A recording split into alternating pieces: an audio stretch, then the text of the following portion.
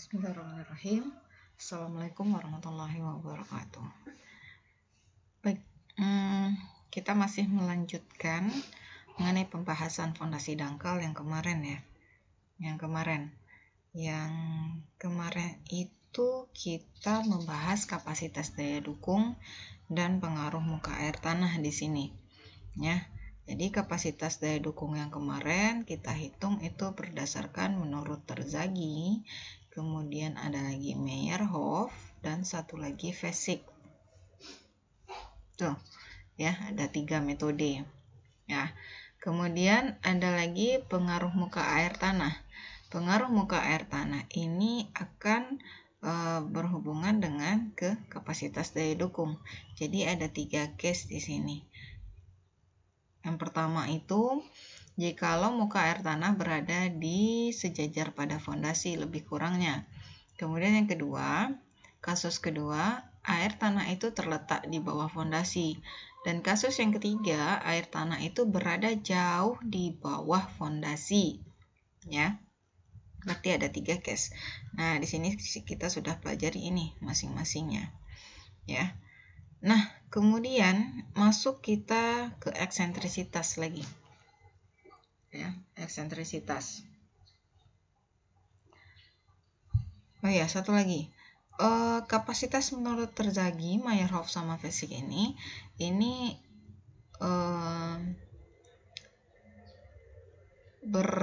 kasusnya itu dibatasi ya. Kalau misalnya Terzaghi ini jikalau D per B-nya itu kurang dari 1, itu bisa digunakan Terzaghi. Kalau misalnya lebih, Bu, nggak bisa gunakan Meyerhof and Vesic. Nah, Meyerhof sama Vesic ini karena dia sudah lebih fleksibel, dia memperhitungkan inklinasi ya, sudut pada fondasi. Ini bisa digunakan. Kalau Terzaghi itu berbatas ya. Nah, kemudian kita masuk ke eksentrisitas di sini. Eksentrisitas, apa itu eksentrisitas? Atau eccentricity, ya. Nah, eksentrisitas itu adalah pembebanan yang tidak sentris, X ya. Pembebanan yang tidak sentris itu dinamakan eksentrisitas. Ini terjadi apabila beban vertikal yang bekerja mempunyai eksentrisitas terhadap titik pusat fondasi yang menyebabkan reduksi daya dukung tanah.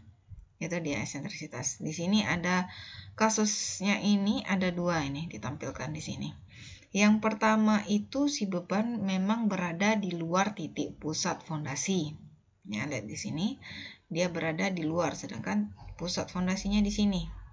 Jadi terbentuklah jarak eksentrisitasnya. Berapa jaraknya antara titik pusat si beban ke titik pusat fondasi. Nah, itu dia. Rumusnya ini untuk mencari eksentrisitas. P yaitu beban dikali dengan EL itu jarak dari beban ke titik pusat. Kemudian per P beban ditambah dengan WF atau berat fondasi. Itu dia untuk menghitung nilai E-nya. Nah, kemudian kasus yang kedua, jauh sekali. Kasus yang kedua, beban tetap berada di pusat fondasi, akan tetapi ada momen ya.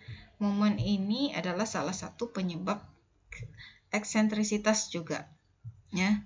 Karena ada momen, di sini ada distribusi tegangannya, di sini langsung ada distribusi tegangan yang di sisi ini karena arah momen ini lebih besar maksimum dan ini lebih minimum ya.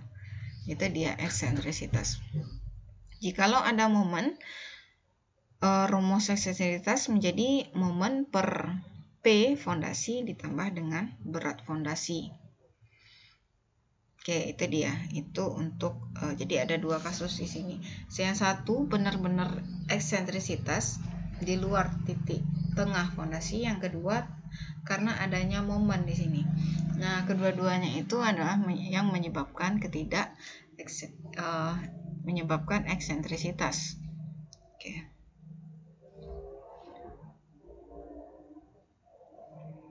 Nah, di mana eksentrisitas itu sendiri ada dua macam. Yang satu eksentrisitas satu arah, kemudian eksentrisitas dua arah atau one way eccentricity dan two way eccentricity. Ya, ada dua macam di sini. Kita bakal pelajari satu-satu. Yang pertama one way eccentricity dulu. Eksentrisitas satu arah dulu.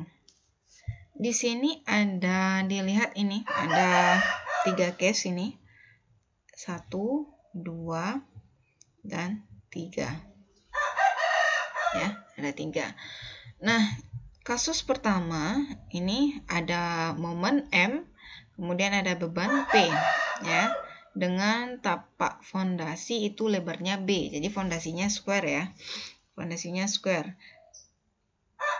Sisi kali sisi ya, sama. Dimensinya sama, square. Nah, kemudian ada 3 kasus. Yang pertama itu adalah nilai eksentrisitasnya itu kecil dari B per 6. Ini bukan kecil sama ya, sorry. Kecil dari B per 6. Nah, jikalau kecil dari B per 6, ini bentuk distribusi tegangannya. Nah, jikalau sama dengan B per 6, ini bentuk distribusi tegangannya. Nah, jikalau E-nya itu besar dari B per 6, ini bentuk distribusi tegangannya. Nah, Bu, kemudian timbul pertanyaan nih. Yang mana yang boleh, yang mana yang oke, yang mana yang not oke? Ini oke. Ini dipertimbangkan, tapi kalau saya not oke, ini perspektif saya. Not oke, ini juga not oke. Jikalau kondisinya E kecil dari B per 6, ini masih boleh. Masih boleh, tapi jikalau sama, ada yang bilang boleh, ada yang bilang tidak boleh. Kalau amannya tidak boleh, not oke. Ya. Kalau besar dari B per 6, itu otomatis juga not oke, ya. Akan jadi itu nantinya mengguling nanti fondasinya ya. Nah, kita lihat satu persatu. Jika E-nya itu kecil dari B per 6, ini ada Qmax, ada Qmin di sini ya. Jadi ada berat sebelah ya, berat sebelah nggak sama. Karena disebabkan oleh momen. Jadi untuk menghitung Qmin dan Qmaximum ini dia rumusnya. B tambah WF per A dikurang angka pori dikali 1 kurang 6E per B. Ini nilai eksentrisitas ya, rumus yang sebelumnya. Nah, jikalau maksimum, ini tinggal ditukar tanda aja, ditambahkan. Nah, itu dia. Ini untuk kecil dari B per 6, ini masih oke. Nah, kemudian jika E-nya itu besar dari B per 6, belum, yang ini dulu. Jika E-nya itu sama dengan B per 6, bagaimana? Kalau misalnya nilai eksentrisitasnya itu besar sama dengan B per 6, maka di sini Qmin-nya itu sama dengan 0. Nggak ada nilai apanya, nggak ada, sama dengan 0. Sehingga yang ada cuma nilai Q maksimum. Jadi kalau seperti ini, fondasi juga bisa akan terguling. Ya, ini aja yang ada Q maksimum. Satu lagi, jika si E-nya itu besar dari B per 6. Nah, ini yang harus dihindari. Kalau secara teoritis hanya ada tegangan pada fondasi ini aja, Q maksimum. Q minimumnya boro-boro 0. 0-nya ada di sini, ya, nggak di tepi sini. Oke, sehingga menyebabkan bisa terjadi penurunan differential settlement, ya, karena jompang di sini, di jompang di titik A ini besar dari di titik B, jompang dia. Terjadilah differential settlement. Kemudian tilting, kemiringan. Oke, ada kemiringan seperti menara Pisa, ya. Nah, ini yang tidak diperbolehkan. Oke. Itu untuk yang square foundation. Gimana kalau fondasinya itu rectangular, Bu? Persegi panjang. Gimana, Bu? Ya, tinggal substitute aja nilai L-nya ini ke B. Seperti ini ya.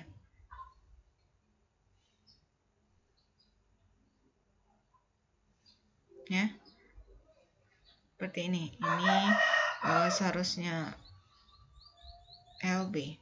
Jadi tinggal substitute aja yang di rumusnya, yang per B itu jadikan nilai L. Jadi mana yang ada momen? Nah, seperti ini kan ada momen, berarti di daerah L ya. Berarti substitute aja yang 6E tadi yang seharusnya B sekarang diganti dengan L. Ini untuk rectangular foundation ya.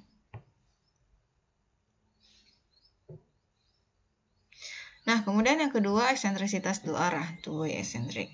Nah, kalau dua arah tadi hanya satu arah ya, arah B atau arah L. Sekarang ada arah B dan L ya. Jika dua arah terjadi, seperti apa? Apanya? Perhitungannya ada lagi. Nah, ini diagram distribusi tegangannya ini. Ini diagram distribusi tegangannya. Ini kemudian arah L, eksentrisitas arah L dan arah B. Nah, kemudian yang diisyaratkan itu adalah the resultant force must be located within this diamond shape ini. Jadi, jikalau di sini ini untuk menghitungkan nilai Q-nya atau daya dukungnya ini harus ada maksudnya itu. Kalau yang satu arah itu B per 6. Kalau yang dua arah lain lagi. Boleh, eksentrisitas itu boleh asal dalam batas toleransi tertentu, batas-batas tertentu ya. Seperti itu gambarannya. Nah, kita lihat. Nah, di sini yang untuk step by step kita hitung dulu step by step yang untuk dua arah.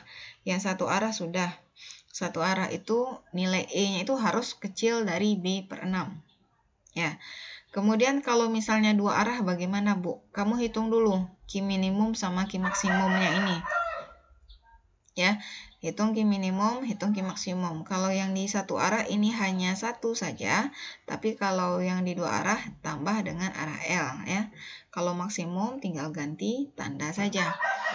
Nah, kemudian cek eksentrisitas dua arahnya oke nggak ini? Gimana ngeceknya, Bu? Harus kecil dari satu ya. Harus kecil dari satu. Bagaimana kalau misalnya lebih dari satu, Bu, besar dari satu? Kamu harus lanjutkan ke tahap redesign. Nah, kalau misalnya kecil dari satu, sampai sini, kalau ini oke, udah stop, selesai tugas kamu. Tapi kalau not oke, kamu harus masuk ke redesign. Harus mengubah dimensi B dan L-nya. Ya, kalau dua arah berarti itu otomatis fondasinya emang rectangular. Bisa square? Bisa. Ya, oke itu. Kita lihat ini. Untuk lebih jelasnya, lihat contoh ya. Ya, contoh di sini. 3 meter square footing super a vertical column load. Jadi 3 meter. Ini square ya. Berarti fondasinya itu persegi 3 meter dikali 3 meter ya. Dengan supportnya vertical column load-nya itu adalah nilai P-nya itu atau bebannya itu 200 kN. Ya, kemudian each having a magnitude of kolomnya itu momennya itu 124 kN meter. Nah, kemudian the embellishment of the footing, jadi kedalaman si fondasi ini 1 meter. Oke, pertanyaannya hitung eksentrisitas satu arah dan dua arah. Ini saya tambah pertanyaannya ya. Jadi hitung eksentrisitas satu arah dan dua arah. Kita hitung. Oke, kita hitung sama-sama di sini. Nah, ini sudah saya buatkan cek step by step-nya. Ini untuk satu arah, one way. Ini untuk dua arah, two way. Oh, nggak di sini boleh. Ini satu ya, saya lambangkan satu. Ini dua arah ya, dua way, one way. Oke, cek dulu nilai E-nya ya. Kita cek dulu E-nya. Ada nilai momennya itu 124, kemudian P-nya sudah ada 200 kN meter. Ini kilonewton, ditambah lagi WF. Oh, belum ada WF-nya. Kita coret sini. WF-nya sama dengan gamma dikali volume fondasi. Nah, nilai gamma fondasi karena terbuat dari beton, saya bulatkan ya, 24 kN per meter kubik. Dikali fondasinya 3 kali 3 dikali 1 ya. 3 kali 3 kali 1 meter kubik. Nah, berarti saya hitung dulu lah. Sama-sama ngitung gitu. Kali 24 dikali 9 sama dengan 216 kN. Sehingga nilai E-nya ini adalah 124 dibagi 4, 16. 0,29 kita bulatkan jadi 0,3 ya. 0,3 nilai eksentrisitasnya. Nah, oke nggak Bu? Kita cek dulu. Kita cek yang pertama ke eksentrisitas satu arah dulu. Satu arah di sini. E-nya itu adalah 0,3. Harus kecil dari B per 6. B-nya berapa? Ini B-nya ya, 3 meter. 3 per 6 sama dengan 0,5. Apakah kecil? Iya, kecil. Dah, oke. Nah, jikalau ada arahnya dua arah, gimana? Apakah oke? Sudah atau not oke? Kita lihat di sini. M6, E-nya ini sama ya, EBEL-nya sama karena sama-sama square, karena dia square. B-nya itu 3 ditambah 6, 0,3 per 3. Harus kurang dari 1. Harus kurang, kita hitung. 6 dikali 0,3 dibagi 3, 0,6 tambah 0,6 itu sama dengan 1,2. Apakah kecil dari 1? Tidak, berarti not oke. Gimana kelanjutannya Bu? Kamu harus tahap redesign. Jadi kamu harus meredesign, mengulang kembali dimensi fondasi ini. Ya. Caranya adalah masuk ke sini lagi. Tetap gunakan rumus yang ini ya. Two way-nya. 6 0,3 eksentrisitasnya 3. Ini B ditambah 6 0,3. Ini B. L aja. L harus kurang sama dengan 1. Nah, jadi kamu dengan metode trial and error ya, trial error, kamu hitung ini, karena ini sama-sama B, kamu hitung ini, nanti dapat dimensinya yang akan lebih besar, biasanya itu lebih besar dari B mula-mula. Ya, jadi trial error, ini hasilnya itu harus sama dengan 1. Ya, atau kecil dari 1, harus kecil dari 1, nanti didapatlah nilai B. Kalau kecil dari 1 berarti B-nya itu akan bertambah besar. Ya, setidaknya sama dengan 1.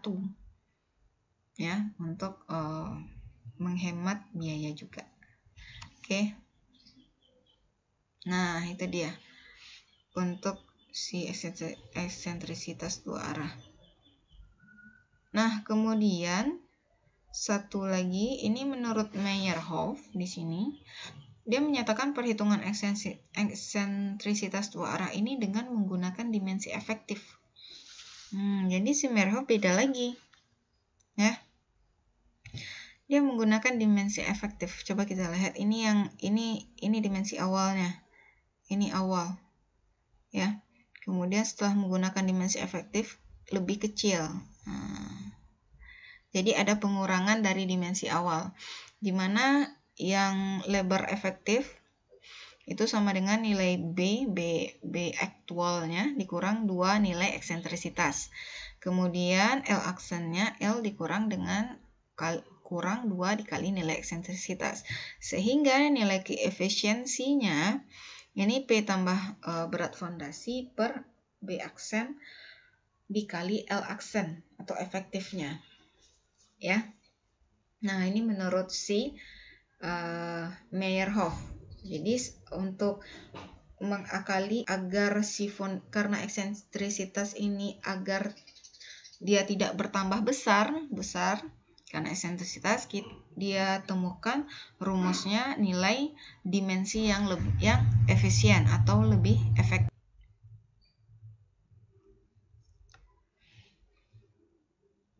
Udah, jadi gimana Bu? Ada nilai Q-min minimal ya, ada nilai Q maksimum, kemudian ada nilai Q efisiensi yang menurut si Meyerhof ini. Ya, mana yang digunakan Bu? Kalau misalnya ini semuanya tetap digunakan. Kalau untuk mendesain biasanya Q maksimum ini. Nah, koefisien ini untuk apa? Ini koefisien ini biasanya berada di antara di tengah-tengah si Q-min sama si maksimum. Sebut juga Q average-nya, rata-rata. Ini semua ini digunakan ini untuk penurunan nanti. Jadi ada daya dukung, ada penurunan ya. Juga ada bebannya karena ada beban. Nah, di sini ini hitungnya. Ini tetap digunakan. Jadi kalau kamu berencana, kamu nggak bisa berpatokan dengan Q maksimum aja. Kamu bisa gunakan, nggak bisa satu metode, harus seluruhnya. Karena ini berkaitan juga si perencana ini dimensi ya. Kalau fondasi dimensi, dan si dimensi ini berkaitan juga dengan cost. Nah, itu yang harus kamu pertimbangkan di sini. Oke, nah itu saja dulu untuk bab eksentrisitas ini. Terlebih dan kurang, saya mohon untuk dimaafkan ya. Nah, saya akhiri pertemuan ini. Assalamualaikum warahmatullahi wabarakatuh.